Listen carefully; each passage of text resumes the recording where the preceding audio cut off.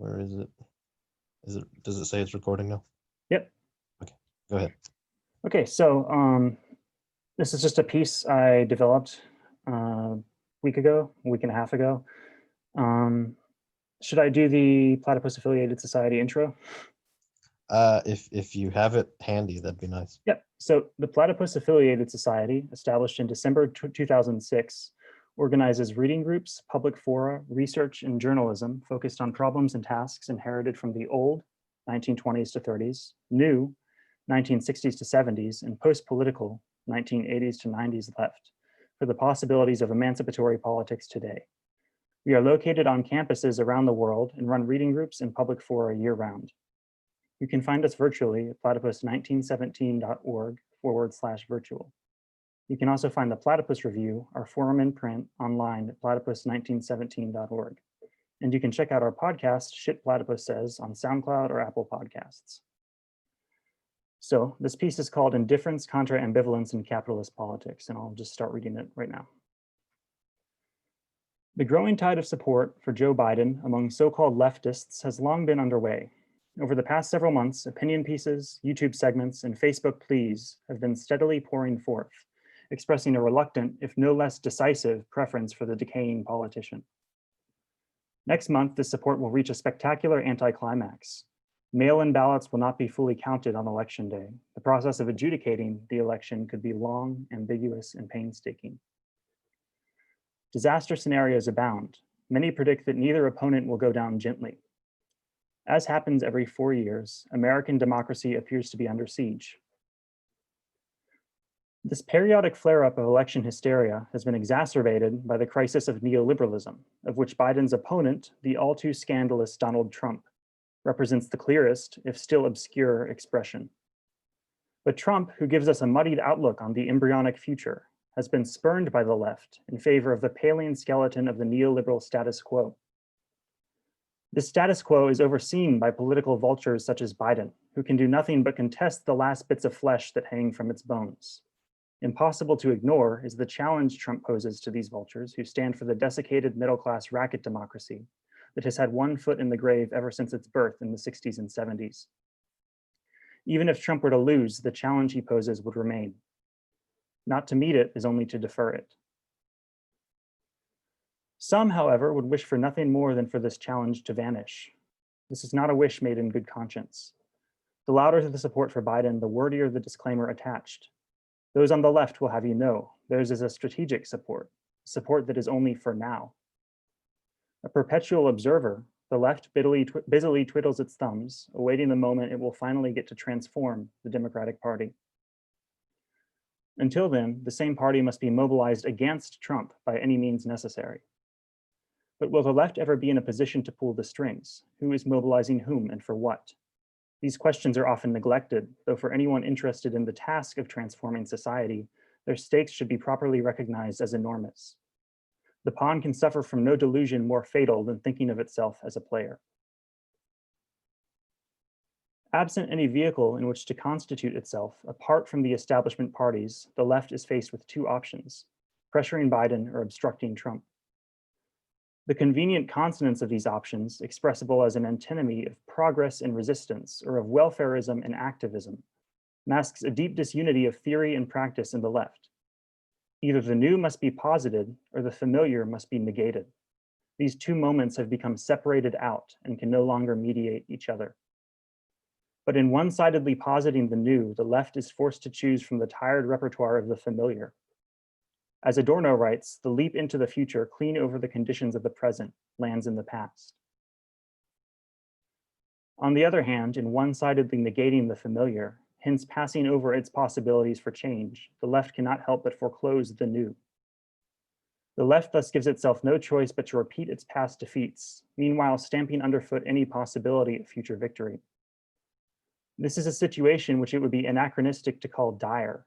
The time for responding to an emergency or crisis of the left is long past. The antithesis of means and ends, with which Adorno characterizes reified bourgeois thinking, has incurably poisoned the left as well, cementing its disunity of theory and practice. This petrified antithesis, writes Adorno, holds good for the world that produced it, but not for the effort to change it.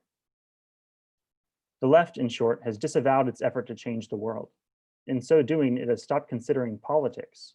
Politics is the question of who wields power and to what end. These are more or less taken as given as the context and horizon of any left organizing. The question of the party, of revolutionary leadership, is worked around rather than through. Even to pose the question of politics is therefore to see the left for what it already is, a stinking corpse hollowed of all emancipatory intent. It is thus crucial to recognize the present-day impossibility of emancipatory politics, arising from the ideological encumbrance that is today's left.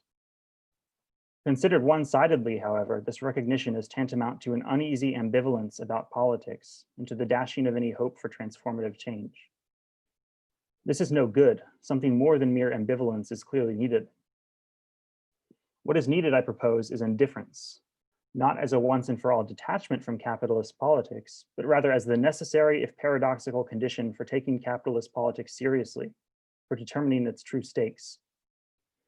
Indifference entails the ability to follow any outcome through, and neither to praise nor to condemn it, but rather to learn from it, to try to grasp how phenomena in capitalism register the historical failure of Marxism in absence of an emancipatory left. To continue the work of the past, first we must recognize the fact of its abdication. This is a difficult recognition to sustain, but it is nevertheless a necessary, though insufficient, condition for reviving the effort to change the world. Essential to sustaining it is tolerance of ambiguity. In a society which is itself ambiguous, certainty is not the cure, but a symptom. We must be aware then of the danger of certainty, the danger, that is, of thinking our thoughts safe. There is no lesser evil, only the evil of believing that there is one. No matter the outcome of the election, society will not improve. Walter Benjamin's angel of history will not suddenly face forward. To believe otherwise is to adopt a naive, linear progressivism, blinding ourselves to the real situation. It is to commit ourselves not to a noble hope maintained against all odds, but to the narcissism of the pawn. The left, in taking itself as transcendent to its object of criticism, fails to recognize its immanence to capitalism, the system of social domination that it condemns. But it is precisely the recognition of immanence to the system which opens up the possibility of transcending it. Regarding capitalist politics, we should not ambivalently shrug our shoulders and ask, who cares? Rather, we should ask the reverse, who doesn't? By taking up our own political investment in the system, making it into an object for ourselves and hence neutralizing it, we lay the groundwork for an emancipatory politics that cuts across the bloated and rotting valuations which plague today's left. Truth, writes critical theorist Siegfried Kracauer, can only be found by a liberated consciousness that assesses the demonic nature of the drives. Or as Adorno writes in his magnum opus, Negative Dialectics, the power of the status quo puts up the facades into which our consciousness crashes. It must seek to crash through them. This alone would free the postulate of depth from ideology. Surviving in such resistance is the speculative moment. What will not have its law prescribed for it by given facts transcends them even in the closest contact with the objects, and in repudiating a sacrosanct transcendence. Where the thought transcends the bonds it tied in resistance, there is its freedom, end quote. Political investment has become completely subsumed under the system it once sought to overcome, leaving indifference as the only mode of uncovering political truth. The effort to become indifferent is the first step of many, but it is the only step with which we can start. Thanks.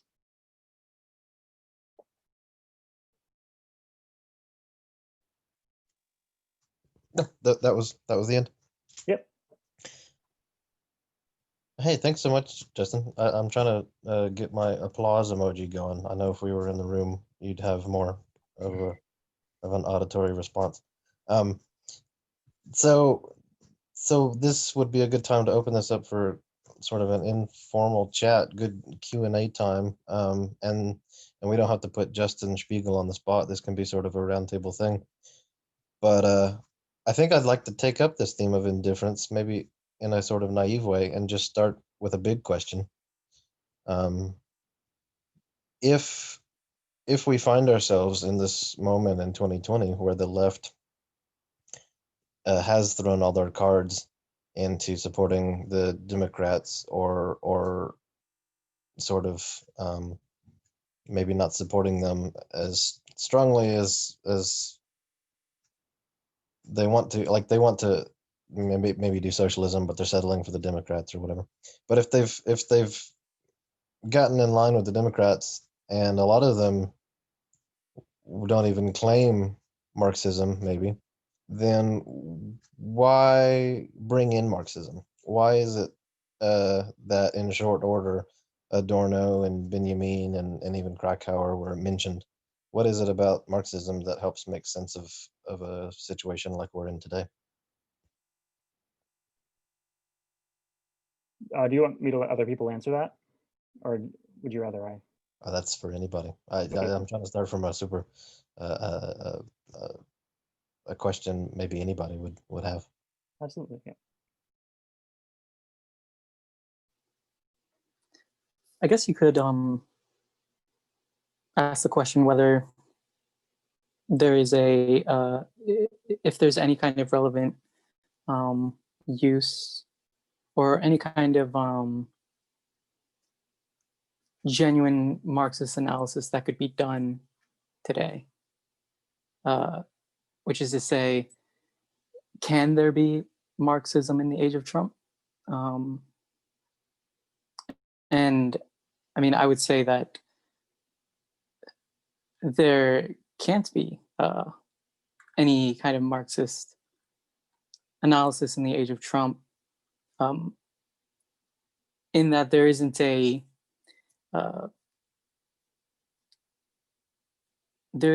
living left, so to speak, for there to be any kind of practice of ideas and understanding about what's going on. And the anti-Trumpism of today gets in the way of that kind of practice of trying to understand the world today through Marxism, which is that the anti-Trumpism of today or the Democratic Party are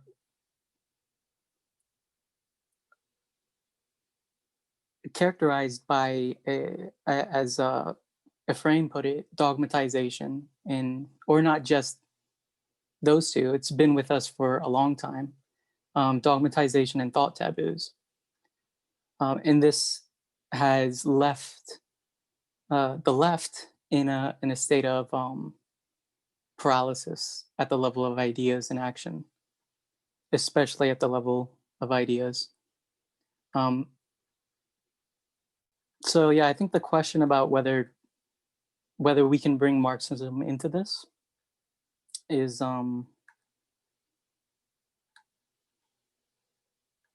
already kind of held at bay by the history, the kind of the unacknowledged history that the left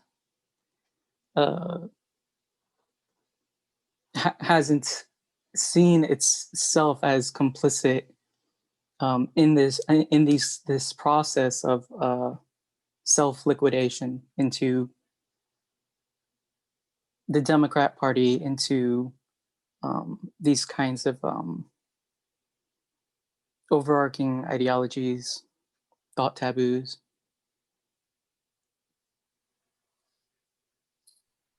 Can I respond to that briefly? Are you done? Because I can. Yeah, okay. Yeah. So I think. I mean, first of all, I was thinking about it today. Even just the title of the book, that we advertised at the beginning, "Marxism in the Age of Trump." It kind of contains an ambiguity, right?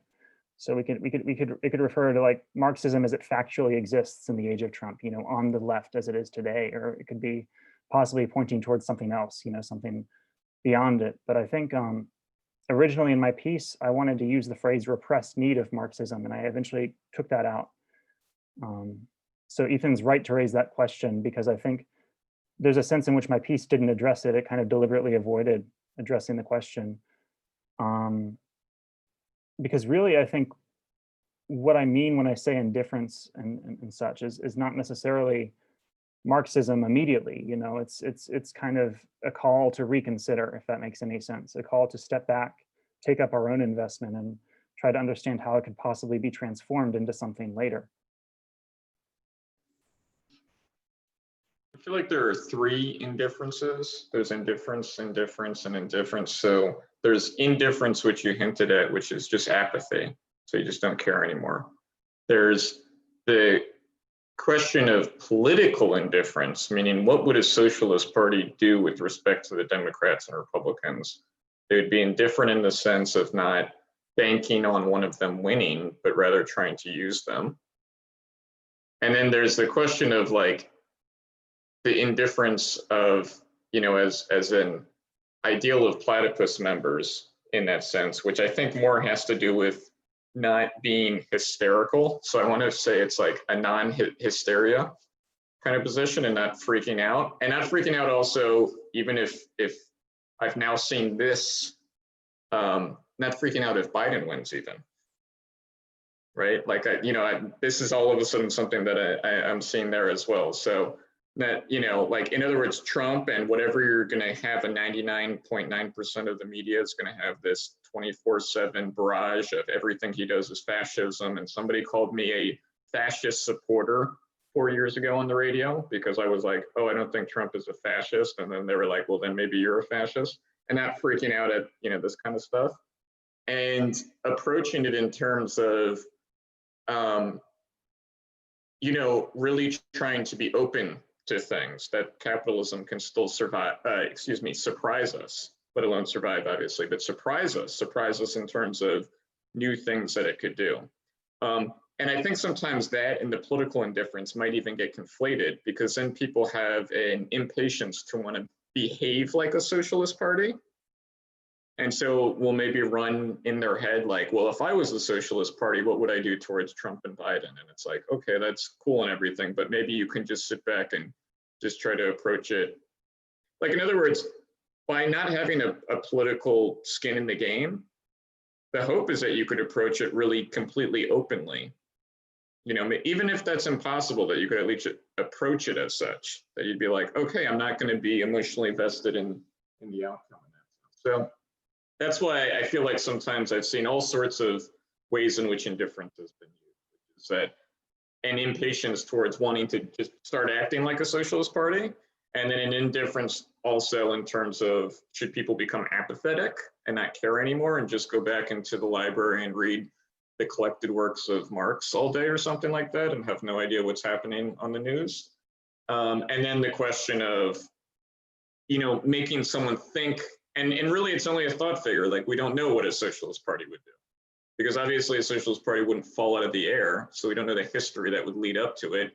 And maybe the election wouldn't even be between Trump and Biden if a socialist party had been there in the preceding 30 years. It could have had a totally different history in that sense.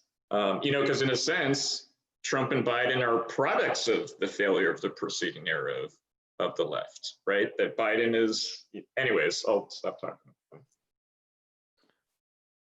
I think that's a really good point, Danny. And this has like been the thing that has kind of been discussed in Platypus, I guess, with regards to like the debates between like Chris and Richard, right? Whereas I think like Richard kind of would insist on two of the founders of Platypus. Sorry, yes, two founders of Platypus, aside from Spencer. So the difference being the more so the meaning of indifference rather than indifference versus like an ambivalence. And I think that Platypus like kind of necessarily entails pointing out that the second type of indifference, the idea that there's like a maybe a positive political program that doesn't change despite who wins the election, or, you know, just any change in capitalist politics, is sort of a repressive version of the first kind of indifference, which is like an apathy. Whereas I think the third type of indifference, the kind that we're trying to stress, opens up like a much bigger possibility for negatively pointing out the possibility for socialism and capitalist politics. Whereas I think if there was, like, let's say a Marxist party, the second type of indifference would be more warranted. So I think it's very much specific to like the type of pedagogical thing that we're doing. And so I think that there's like a misrecognition that Platypus might be like like either one or two, when really like three is more, I guess, kind of overcomes the problems in the first two, or points out how the first two are kind of themselves identical.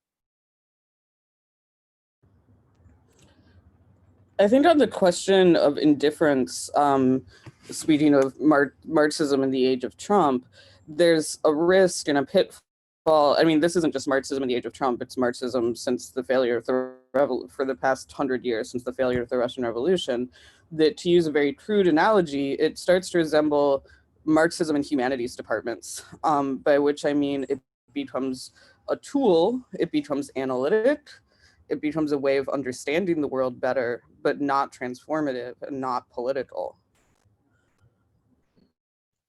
Well, and then you could press on that also, Allison, if I may. Like, if you're not in a position to transform the world, are you really even in a position to understand it? I think that you could make the argument, and you could cite different sources in Marxism, that you can only really understand the world in the process of trying to change it. And if you stop doing the latter, then you're pretty fucked as far as just being able to interpret the world. I like, Danny, your point that there are three kinds of indifference in particular, and especially the second kind that you kind of elucidated about, what approach would a socialist party have? And that's actually what I had to really kind of, when I was writing my piece, that's the approach I didn't mention, and kind of had to kind of scare myself away from mentioning it, because I think I thought at one point that I was getting a little bit too much into a positive program, something similar to like the Campaign for a Socialist Party, and I wanted to stay roughly within the realm of Platypus, if that makes any sense.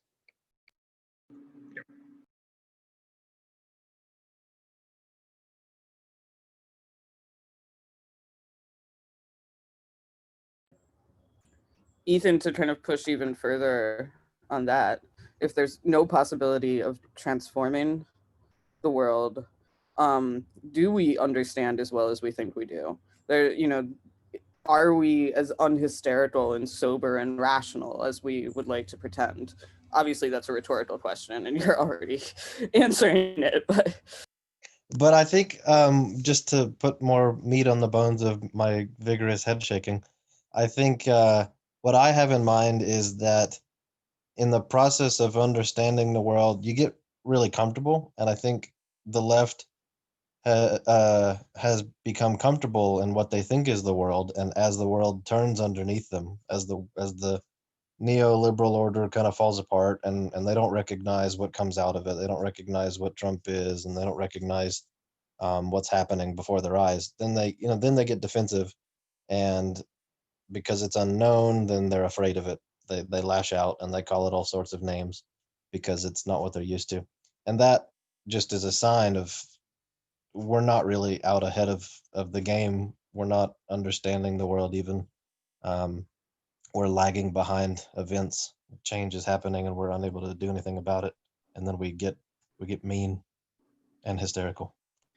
That's also why the justification of our project is not based on predictions, right? So yes, Platypus has done a very good job of staying ahead of the curve, and so has made us look like we've been predicting. And the issue going into this election next week, which I whatever happens, I just hope it's like a blowout, so I don't have to hear about this for another like 3 or 4 months, is that one should consider in the lead up to it how it's possible that either Trump or Biden could win, and could win big, either of them. Like, that to me is just, that's the only thing I've been trying to promote for people, because I fear that, because Platypus has gotten a little notoriety during this period of Marxism in the age of Trump and everything, that some people who've been attracted to Platypus come to it as a kind of prediction. And I think this goes back to what Alice and Ethan were talking about, the analytic side, like, oh, maybe Platypus know how to use the tools and instruments of Marxism the best, and they've demonstrated that in making some kind of prediction of elections or how the world is going to operate or something like that. I mean, we see this online, like, oh, Chris Cutrone apparently is making a prediction about the economy, and we'll see if he's right or something. Like, that's apparently what Marxism is.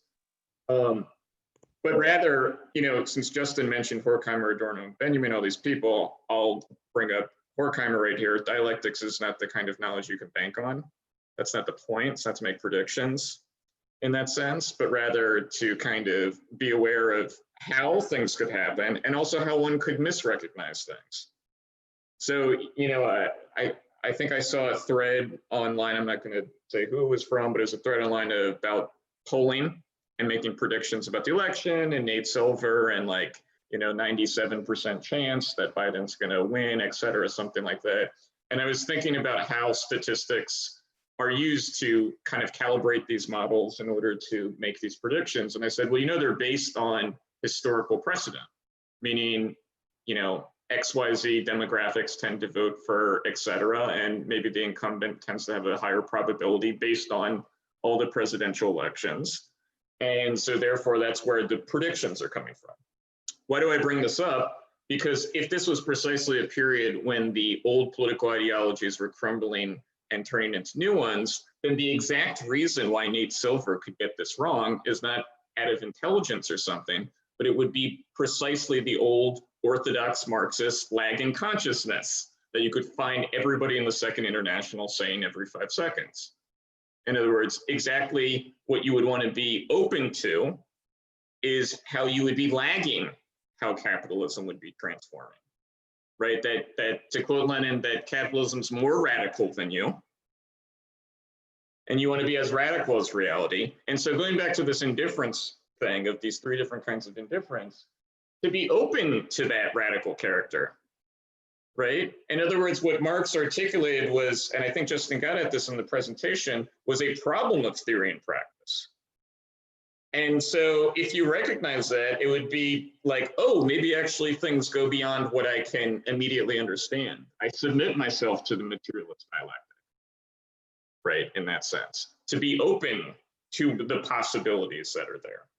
And so the indifference towards Trump is to be open to maybe it's not Ronald Reagan times Hitler, right? Going back to 2016, and to be open to the fact that maybe even all the polls in the world could be wrong about Trump and that the economy could boom, and not be like, oh, I guess all of Marxism is wrong or something like that, because in fact, Marx rather articulated a problem than the equations of how capitalism operates or something like that.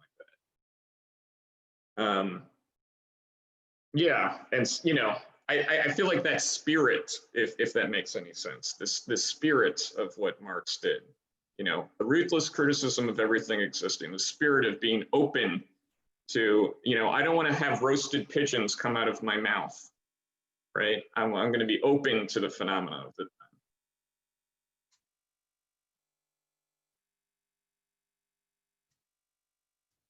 I sort of find myself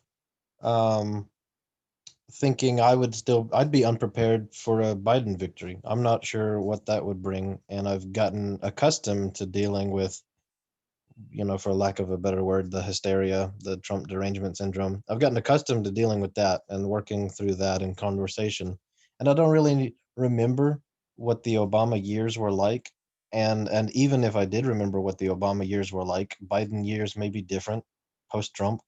So I don't, I've found myself noticing even that, like, I'm kind of not ambivalent enough towards the future just because I'm sort of nervous about what that might mean for, my work in Platypus and my work on the left as a aspiring socialist.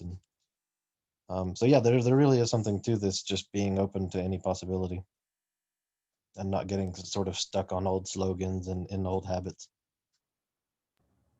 I've noticed that as well, and I imagine it must be particularly challenging. I don't know how many people here joined Platypus post-Trump, but for me, I joined Platypus pre-Trump, and I got kind of dormant for a while during Trump. But it is hard to imagine a non-Trump world, and maybe if someone who has joined Platypus post-Trump has thoughts on that. I saw another conversation online just to try and answer that about how I think yeah, it was a conversation online about like what, what like missing the forest for the trees with Trump like not being elected. So like if Biden were elected, what would it mean for Platypus? Um, and I think, the answer to that would have to be that we'd have to take what we learned in the Trump years and try to reinforce it through the opacity of the Biden administration. So I joined Platypus also during Trump, and part of what drove me to Platypus was precisely because like Platypus, I thought provided a better understanding of Trump than like the left had been able to.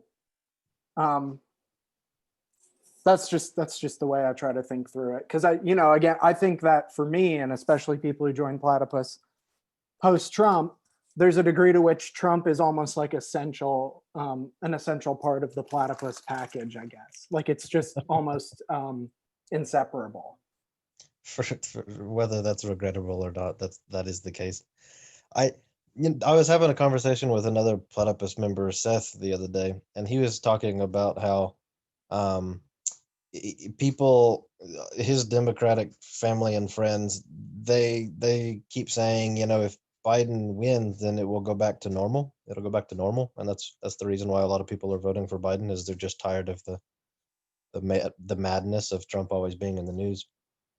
And we got into a conversation about how if that happens, if Biden wins, then there will be the tendency for a lot of people to look at Trump as some kind of accident, some kind of historical mistake, and then there was nothing necessary about him being elected, that his support was just kind of an aberration and it won't happen again, or the discontents that he tapped into, those will go away. And I don't know if the left thinks about this right now. I really don't know. The Democrats are probably prepared. They know they'll have to manage that somehow. But I don't know if the left is considering that Trump is a phenomenon, like not reducible to him, the man. I mean, I Oh, fear yeah, that go ahead. Sorry. My sense is that if Biden wins, nothing will be learned from the Trump election and presidency. It will just be seen as a whoopsies. We all got drunk and had Trump as president for 4 years.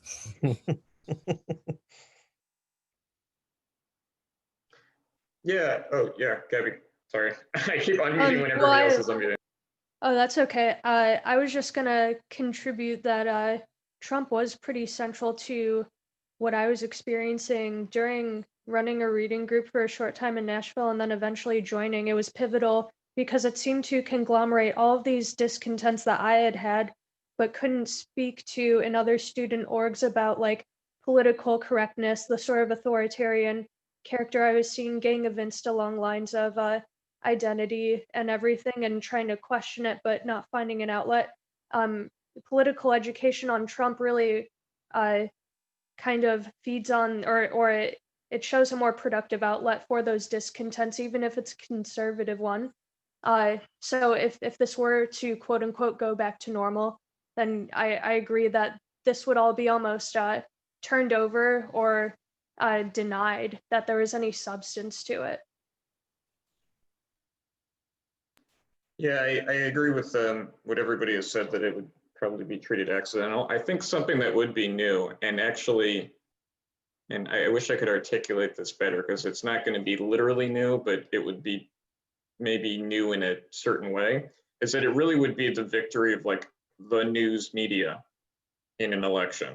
Like I agree with kind of what Matt Taibbi put on one of his Twitter posts, because in other words, the old base of the Obama, McGovern, Frazier, Democratic, Clinton base, like they're not crazy about Biden, right? Like, he's lost support amongst many historically supportive demographics. I mean, I keep seeing like, Trump has the most male Hispanic support like ever or something. And where is this coming from and why is that? And the same with Brexit and something like that.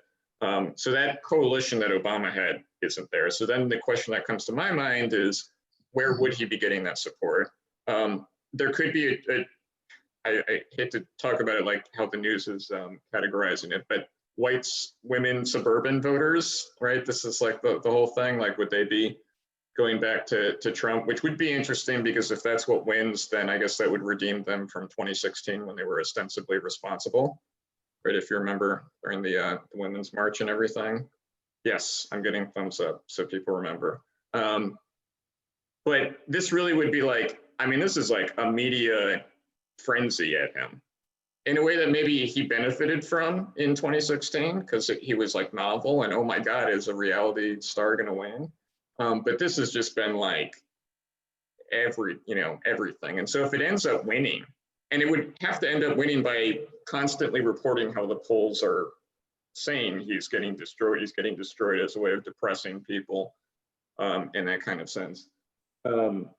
Then that would be an interesting or a terrible thing, but that would be something that would be new in my mind of how it literally would get somebody elected. I'm sure you can give precedents in history. I don't know, Carter and Reagan, for example, but yeah, Justin. Oh, I just wanted to say, so I think maybe this got brought up earlier, but I think that in the absence of a left, which can recognize like the way that, capitalist politics itself kind of has cracks in its foundations, how the Socialist Party would have to cut across like the weak points of the Republicans and Democrats. We kind of have to take from capitalist politics his own self-transformation through Trump, how that's possible. So Trump is kind of like this negative, this kind of negative lesson in the absence of the left. That being said, if Biden wins, and we have to kind of start doing this pedagogy in the Biden era, it almost feels like we'd have to insist that something had changed. Or that like, even if like, so I'm coming back to this conversation that I mentioned earlier about how like we could miss the forest for the trees if say Trump won or if Biden won. Let's say like Trump gets, let me say a crazy number, 25% of Black voters go for Trump. I almost feel like that will get like ignored. Like people will think that just isn't like even if Biden wins and that happens, people will be like, whatever. But if it happens and Trump wins, then it would be, everyone would have to think about it, I guess, to some degree. But if Biden wins and that happens still, which, it may be on track to, who knows? It can just be written off. I mean, I also tend to think that if Trump loses and he's written off as an accident, then we will also forget the concomitant symptom. We will also have forgotten Sanders and the phenomenon that he represents. And I say that because Trump didn't just come out of nowhere, nor did Sanders. They were both appealing to discontents that sort of the Obama coalition let out, that they couldn't capture, that the neoliberalism was falling apart, and both Bernie and Trump tried to win that problem. Trump did it successfully, Bernie could not. And I think we'll have forgotten that entire situation happened. It'll go back to some patchwork Democratic coalition that they've somehow managed to reassemble, and it'll be shaky, but it'll still be there. Biden winning would be like the refutation of the entire Sandinista thing. I mean, it already is, but it really would be. Because, of course, their whole thing would be like, you remember in 2016, Bernie would have won, but not Clinton. Mm-hmm. This would be like a, no, fuck you, actually, we knew what we were doing. Mm-hmm. And it would just be a total, last 5 years, you guys had no idea what you were talking about. Leave it to the grown-ups kind of thing. Yeah, Justin, I think I've become very skeptical of the notion that anyone is going to have to think about anything, because everyone has so clearly demonstrated their lack of willingness to. The Democrats in particular, but also the left, who really just kind of broke down. I think, Trump has done more in terms of quote unquote clearing obstacles on the left in 4 years than Platypus has done in 10.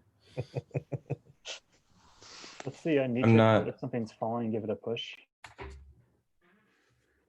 I'm not sure if people keep saying like if Biden gets elected, it might be a lesson. It may just be we didn't learn anything from Trump. I think it would actually just be we'd maybe forget the lesson we learned and then we'd learn it even harder a second time 4 years later. Yeah, Maybe. Oh yeah, go on. Sorry. I kind of agree with that, because I think what is going to be the biggest indicator coming out of whoever wins the election is not who wins, but what happens with the electorate and how it moves. And that is concomitant with the change and reconfiguration of the coalitions that are necessary to keep the state operating. And therefore, that will clue us in as to what fundamental ideological and political constructs come out of it. And, if there's still a Biden victory, but the electorate is still moving and changing in a similar way to what we saw in 2016, which I still suspect it's going to, then that would indicate exactly what Clay is pointing out, I think, that there will likely be a follow-on challenge that's going to be more substantial. But we won't get to think about it for 4 years. It is the worry for me. Like Justin Spiegel, Ambivalence. The title was Indifference, Contra, Ambivalence, I suppose. Yep. I feel like people will just go back to sleep for 4 years if the blue team wins, and rather than it be an opportunity for us to say, hey, y'all got what you wanted, so now can we think about what happened just now, and you don't have to freak out about Trump being in office. Rather than it being an opportunity, it might be a time for them to go to sleep and not listen to us trying to poke and prod them into thinking. In a similar vein, Ethan, I think it may even be a danger that, like, we've been talking about post-neoliberalism, or I guess Chris really has been, and it's something like we try to stress. But like, I'm starting to think the danger might be that, like, in however many years, people will think that like neoliberalism like survived its crisis, that like the crisis of neoliberal politics survived, meanwhile it having completely changed. So one thing I was noticing was like Trump held a rally in Georgia the other day, which is like a week into the from the election, he's holding a rally in Georgia. It might be nothing, but it could be something. And then I saw another thing saying that maybe he thinks Georgia's in danger and might flip to Biden. Yeah. I'm like, yeah, maybe that's true. And maybe what if this whole election, 4 southern states split off for Biden and then 4 northern states go for Trump, And I'm like, Texas and Georgia alone, people are worried about. Right. But then he could get the northern state or the Midwestern states, like, where there's been a lot of protests this year. Right. And I'm worried that like, New Hampshire might go red this year because I don't know. That's just, Well, I'm worried that like all that could happen and that like there would be this massive, crazy, very obvious like demographic shakeup in terms of like what's constituting the two parties. Like what will the lines of post-neoliberalism be? And that'll just be completely collapsed like into some weird shakeup of neoliberalism. It'll just be natural. Yeah. I think the shakeup, Danny, I was thinking about that very Matt Taibbi tweet, and then I clicked the link you posted. It was the same one. But I do think that that's substantial in terms of what a shakeup would be. Here, I'll just read the tweet for those who don't want to click the link. I think this matters a lot. What happens when Trump loses and we have a fully politicized news media that openly acts as an arm of the party in power and dismisses all dissent as Russian information? You're going to love it, I'm sure. So I think that's a very possible, well, not possible, likely reconfiguration to kind of tread in the murky waters of dealing in predictions. But I think a lot of people will think it's back to normal and back to neoliberalism, but with clear eyes, it's going to be a new configuration. We might have another Tea Party-like thing. I don't know. It depends on how close if Trump loses and it's kind of close and you have the media just go all in, you might get some kind of something that looks like the Tea Party again, like some avowed right-wing yeah, if there was like a Tea Party 2, that'd be so boring. The Tea Party was such a boring phenomenon. Even when I was like in high school when they were a thing, it was boring. No, it was hilarious when they thought they invented teabagging, which was sending envelopes with tea packets to politicians, not knowing that that was a sexual act. That wasn't boring. That was fun. Never played Halo. I was invested in it because I was on the right back then, so I didn't find it to be boring. I found it to be the only expression of freedom left in the world. Well, so here's a question. Would it be, Danny had mentioned that it might be a repudiation of the Bernie phenomena that Biden wins, and, probably already was that he won the nomination. But would it be a repudiation of Trump from the Republicans? Like, would the party be able to go back? I think one thing that's pretty interesting is, in light of that Matt Taibbi tweet, like this week, Facebook and Twitter are, in front of Congress having to testify about how they're censoring the news media. They're censoring their platforms. Meanwhile, some of the people attacking them the most are like the Republicans. And I'm like, I do wonder if they can go backwards from Trump, whereas the Democrats, I think, can very clearly go backwards from Bernie. Yeah, they might posture towards it, because I was thinking of the stimulus bill that just, I guess, is not going to happen anymore. And the way that they were fighting Pelosi and Trump was over Mitch McConnell, right? So Trump was signaling that he was willing to go above the Pelosi amount as a way of pressuring the Senate Republicans. And Pelosi was saying, you need to regulate your Senate Republicans. In other words, there is something within them that they could say, like, we need to have a more Mitch McConnell-like type, but there's still a part of me that thinks, and this is gonna be vulgar Marxism for a second, materialism, that they're gonna have to do something with the Trump base, which is a significant thing. And, people have since 2016 been saying this is Trump's party now. And so even if they try to go back to the old type, they're going to have to do something in the same way that Biden actually is sort of in whatever way posturing towards whatever is changed about the Democratic Party. I mean, obviously on foreign policy he is, right? I mean, this is the first time that you have the Democrats like just openly being like, no, Trump, you're letting, Kim Jong-un get nuclear bombs and we will, go to war with them or something like that. Like, you would not hear this in 2004, right? So I think that they, I guess there's going to be an appearance of a return, but also it'll be to all of us here to point out how that's not the case. But we already did that with Trump in a way, because everyone already thought he was just Ronald Reagan Part 2. Really? Yeah, because he think said everybody thought that he was Mussolini Part 2. That they went from Ronald Reagan Part 2 to Mussolini Part 2, and we have it documented in the Platypus Review. Mhm. I would suggest everybody look at the What is Socialism in 2016, when people from the audience asked the panelists at that opening plenary panel, is Trump a fascist? And the leftists on stage said, no, he's a right-wing populist. And then once he won the primary, then they decided he was a fascist. When he democratically won, then he was a fascist. That's how you know. I'm wondering to what extent that's because they could no longer square this idea of him being like democratically elected to the idea of him being a populist, if that makes any sense. Like, if they, now that he won, they no longer they could no longer really say that he was a populist. They had to basically switch their argument around and say that, the reason we can get him out is that he's like, because as soon as he won, it kind of demonstrated that he won legitimately, So they now have to say he's an illegitimate president. They have to basically personalize it in a way. Right. I think, right. I agree. I think also some of it was them admitting that they were going to be voting for the Democrats, blue no matter who. And you can't say I'm voting for the Democrats because the other guy's a conservative, right? That sounds too cowardly. So you have to say, no, this is an exceptional case. He's worse than Hitler in that case. And, we should mob you if you say anything else. Yeah, so that's why I thought the change happened, because it was them just preemptively saying, unconsciously recognizing that they were going to support the Democrats.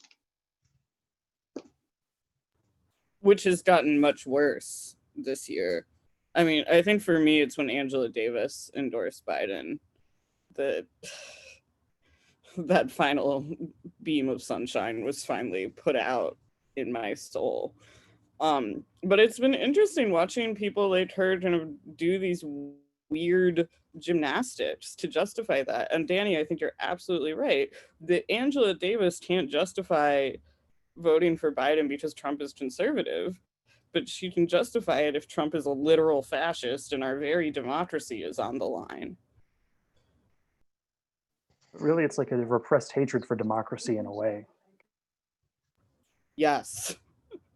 That's kind of the quiet part that doesn't get said very often. And a repressed hatred for working people. I think. And I think in large part, like a repressed hatred for like all sorts of minority groups.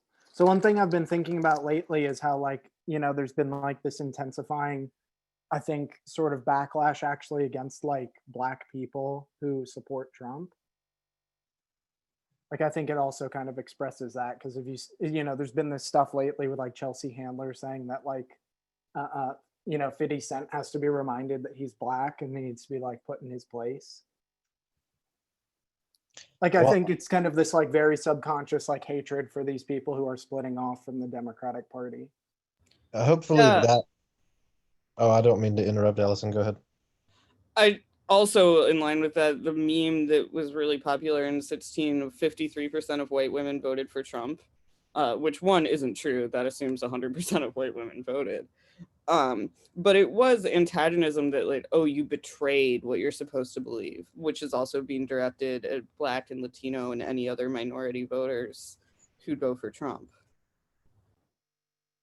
Hopefully that can be an object lesson, no matter who wins, but especially if Trump loses, that Trump whipped up a large segment of the population under the pretense of it being like a working class party of some sort. The Republicans are now like the working class party or the party of the common man to whatever degree. And if he loses and the Republicans try to go back to the old way of doing things and the Democrats are obviously not the working class party, they're firmly in the deep state, Wall Street, whatever party, then they'll be left out to dry. Like none of those people will have a home, and that will be an object lesson just how necessary a socialist party would be and how absent they are in society, that they can't capture all those people that are left out to dry. Yeah, that makes me think about Matt Taibbi's tweet, like what happens when the deep state, the politicians, or the deep state, the elected representatives and the news media are all one. Mm. And I'm like, yeah, and who's going to stand up to that? It's going to be the right, the quote unquote right.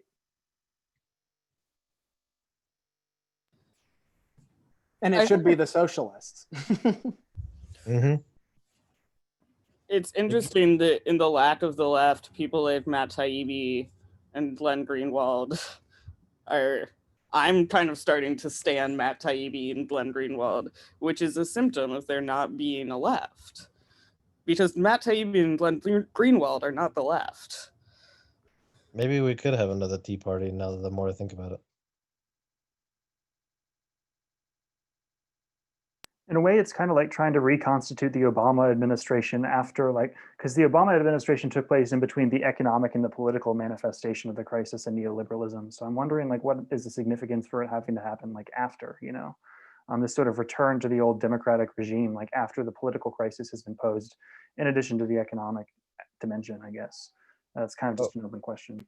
And I think we've talked about this in coffee breaks the last few weeks, but there's a danger in just trying to see parallels like Neo Occupy Wall Street. Like, will the Zoomers have a anarchist moment? Will it just be a redo of history in that way?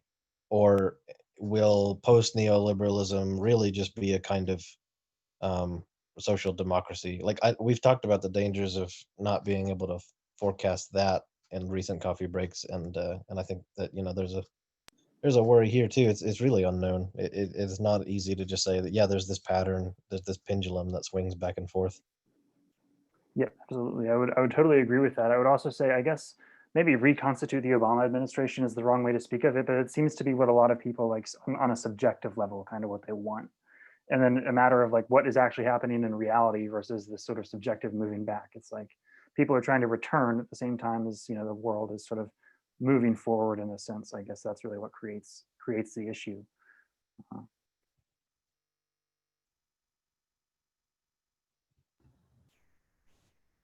I guess maybe, what time do these end? Am I bringing us over time?